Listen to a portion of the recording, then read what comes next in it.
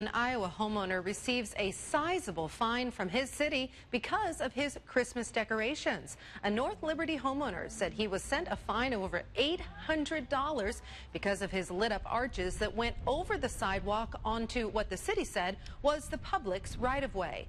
KWWL's Jalyn Souchek is live now from that North Liberty house with more after talking to the man behind the lights. Jalyn. Abby, it's really quite a display. People have been driving all night long to check it out.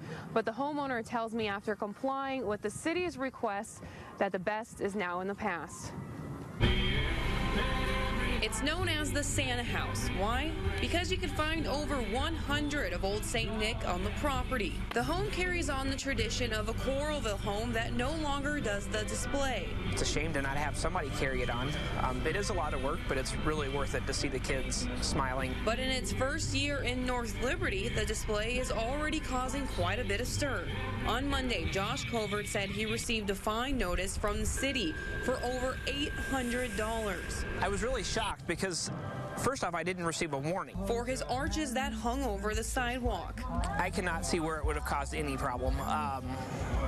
You know, the arches were a foot past the sidewalk. Instead of having the arches on the sidewalk here for people to walk through, he moved them off to the side onto his own property. But already he's thinking about how he can bring them back next year. We were heartbroken, disappointed.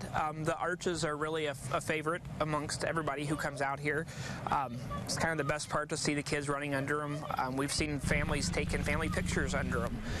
So that was, for me, is what really was the most disappointing. The city says they require private property to stay off of public property and the public's right-of-way, which includes the area around the sidewalks. Really surprised at the fact that the city wasn't even willing to discuss ways that we could leave it. You know, I offered to pay for a permit if that's what I needed, but they just wouldn't have that conversation with me.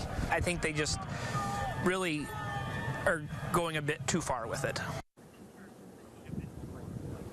While last year's display wasn't anywhere near this level, Josh tells me that the arches were up last year and he had no issue.